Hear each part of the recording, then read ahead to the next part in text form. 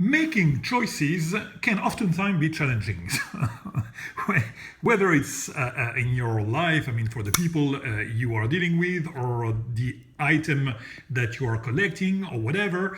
But when it comes to make a choice, most of the time you will have something that pleases you and some other maybe a little bit less, and you're gonna make eventually some compromises, and you're gonna accept the flaws on an object, you're going to accept the flaws also on human beings, but you make some compromises. But the start of those compromises is that you have to get something that you really like and some other that are acceptable. Now, when you have something that you absolutely adore, sorry about that, I was nearly dying.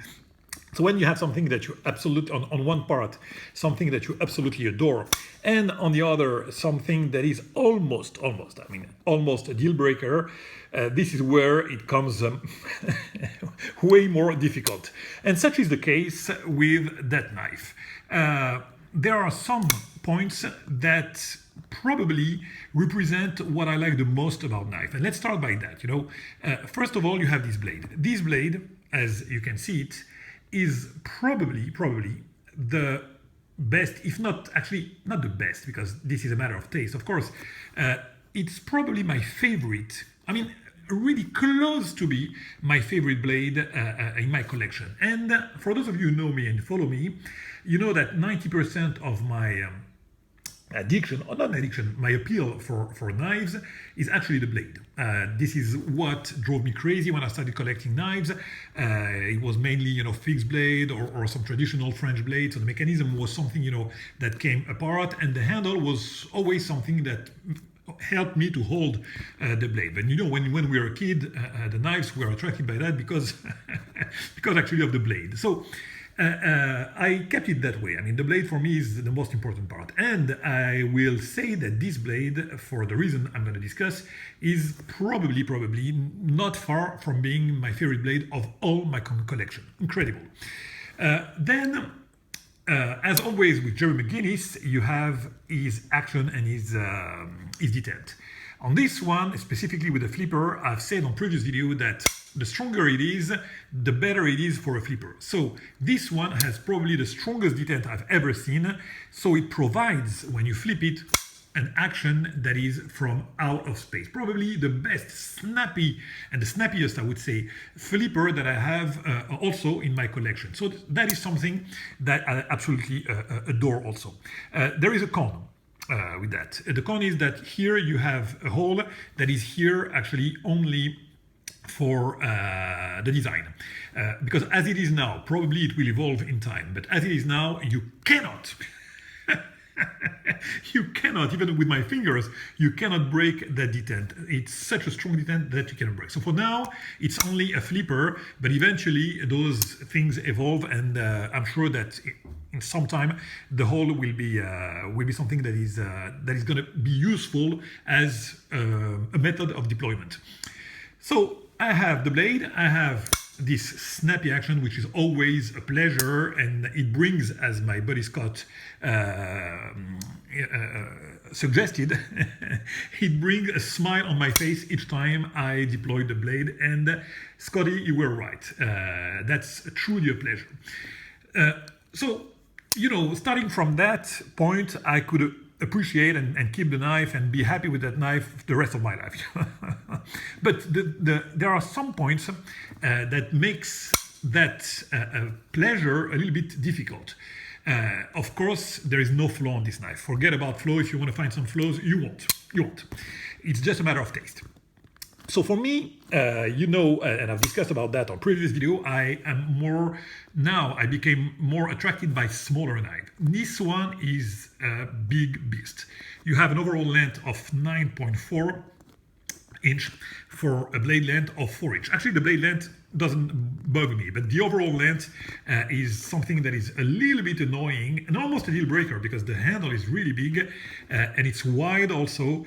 So fortunately enough, it's a slim version, so it brings some kind of balance. But for me, this is big. Of course, you have a lot of people in that community that swear only by a big knife. So for those, for a lot of you, that actually can be a pro, something that you will search for. I mean, you will like it better when it's big. For me, it's almost not a deal breaker, but something annoying because it's just a little bit too big. Not that much, but just a little bit too big for me. Then after that, I dislike engravings. Most of the time I dislike engravings when it's not engravings made by Rudy Lala, for example. I mean, engravings from Rudy Lala are a piece of art of their own. So with those knives, I mean, I'm searching for the engraving. Other than that, I don't really like. You know, when the mouse came from Marcin, I didn't like the mouse that was engraved. Basically, I don't like that. A lot of you guys love engraving. So when you have here the logo of the maker, it's actually something that a lot of you guys will search for that. Because of the engravings, of the work that it has, and also because it's a signature of the maker. And actually, I'd rather have the signature here than on the blade, because as I said, for me, the blade is the most important part, so I want it to be sterile as it is now. So the engraving to me is almost also a deal breaker. And here we have our share of engraving. You have the logo from Gerry McGinnis and the Horton logo here, because as you know for sure, or as you have written in the title, if you don't, this is a Brolab collaboration, collaboration with Gerry McGinnis for the build, and come on. Jeremy Horton for the blade. For the blade, and also for the use of bearings, because this knife is on bearing, which brings even more smoothness that you can have with Jerry's knives that are, as you know, on washer mainly. It's not that it disappoints me that it is on bearing, because the action, look at that. I mean, the action is so splendid. Look at that. It's smooth as it can be, you know. I cannot imagine smoother knife than that, and of course the bearings are responsible for that. But you know, I like the fact that Gerry does washer only. So this is something that probably Horton asked, because I know that Horton likes bearings, so he must have asked that from Gerry. But I was surprising when I saw that, and I know that all the collaborations are like that. They're on bearings when it's with Horton. Probably again because Horton likes them. Whatever. I mean, the knife is on bearing and it's absolutely perfect. The action, as you can see, is just brilliant. So yeah, as I said in the beginning, just as in life, sometimes making choices are more difficult than others. And this is one of those times. But you see me making this video here today in front of you, and that means that I love it. And I love the knife. Why? Because otherwise I wouldn't do the video. I mean, I've talked about that. When I don't like a knife, I'm not going to make a video about it. There is no use for me to waste my time. I don't have an agenda, and I don't feel that I have any kind of responsibility here. So when I enjoy and I want to talk about something, I will do it. So it has to be a pleasure. Now, let's talk about this knife. So that it's called the Tac 45. It has been done in a late 2015. And as I say, they made just a little bit of them. They were presented during the New York show, and they went for crazy prices. And of course, there are not a lot of them. So the scarcity is big and the demand is very big also. So as I told you, I presented mainly the knife. You have this big handle and wide handle with the logo, the double logo. You have also the MOA, you know, the pattern. For those of you who don't know, the MOA stands for a minute of... oh, come on. minute of angle, which is something that for those of you who like rifles, you absolutely know what it is, and I'm not going to enter into some precision about that. Just check what minute of angle means. Just Google that and you'll see what it means. Okay, so that's the pattern, and I like those holes, you know, as you can see on Mayo. Mayo introduced that, and it's used by some maker, as Gerry also does, okay? On the other side, so it's a frame lock. The clip is the regular bend clip, which is something that I don't really like, but luckily on this one I appreciate it, because since it's a big one, I wouldn't like to have something wide, long, and thick. No way. So the fact that it's slim here and the clip is bent, it's something that for me actually is a pro with this one, because the grip actually is really is okay. I mean, again, long knife, but the grip is fine, you know. And also, if you carry in the pocket, it's something that you can do without without having a lot of volume in a pocket. I mean, you will have the length, you will have the width, but actually not the thickness, luckily. The action, I told about that, and I said that it was on bearing. Absolutely perfect action. The engagement is solid and early. It's an internal stop pin, as usually Gerry does, and it's rock solid. Look at that. No stickness whatsoever. So, yeah, the action is great, and the lock is about perfect, and the lock geometry is just excellent, as you can expect. I like the fact that there is some jimping here for the disengagement. Really appreciate that.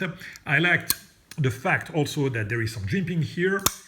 Very nice, mostly for the design, you know. I like the fact that you have some jimping here, because this is a light switch action. The detent is so strong that you can push it, you know. You can do it. Actually, you can do it. You can do both. You can light switch it, but you see the jimping is set on a position where it's more of a light switch mechanism. But for those, actually there are some jimping for the push, you know. So it's a dual flipper. I mean, dual flipper, dual action flipper. You can light switch or push, and it works perfectly for both ways.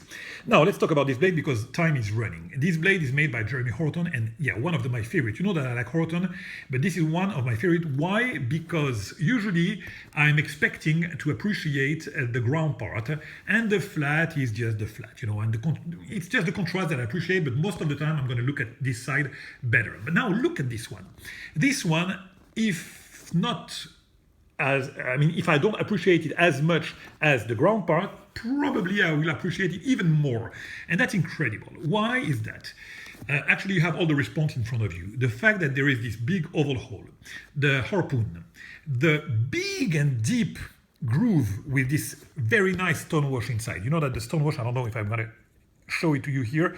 The stone wash is even deeper than the rest of the blade. The stone wash, the light stone wash that you have on the blade, this deep groove and the hole and the jimping here and the harpoon, look at that. I mean, as I said, it's in front of you and you can see, and for me, I don't know about you, but for me, this part is as beautiful as the other. So you know what? We have here two sides of the blade that are appreciable. It's almost like if I have two knives here, because this side is like that, so it's totally different. You will have the hole in common and that's it.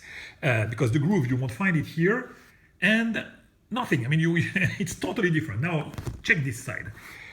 Oh man, look at this deep stone wash, light and deep stone wash at the same time. The platinum tip is just beautiful. I really love this kind of triple finish. I've talked about that. You know, you have this stone wash here, then you have this ground part of the swedge. I'm going to try to focus on this one. You see the line.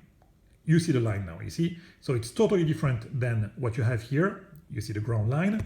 And of course, the platinum tip with the highly polished finish.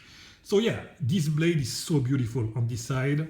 Absolutely fantastic, and also beautiful on the other, and this is also what I absolutely adore. You know, I wanted, and I still want probably, and I'm still thinking about getting a shouty, because that's actually basically the same model but on the smaller version. But the shouty is a little bit annoying because probably the blade is a little bit too thin, or too small compared to this one actually. I would like to have something in between the shouty and this one. That would be the perfection. Why? Because this one's too big and the shouty is too small, and actually the shouty don't have the groove here, so the flat side is not as appreciable as this one. So we are heading to the 15 minutes. I wanted to show you this knife, which is just a marvel and a really rare and phenomenal knife. I wanted to discuss about compromises also, because you know, I like to sometimes do some rants, and sometimes, I mean, most of the time in my videos. But this knife is just absolutely fantastic. I don't know, I'm still thinking about whether I will keep it or not, because as I say, there are some pros, big pros and some cons. But for now, I am more than happy with it, and more than happy that I took that deal, because I get to experience a knife that is just fantastic, especially on the action, and the blade, which is to me, sufficient. And with that being said, my friend, this will really be the last one before Blade. I'll catch you very soon for other video at Blade. Bye-bye, my friend.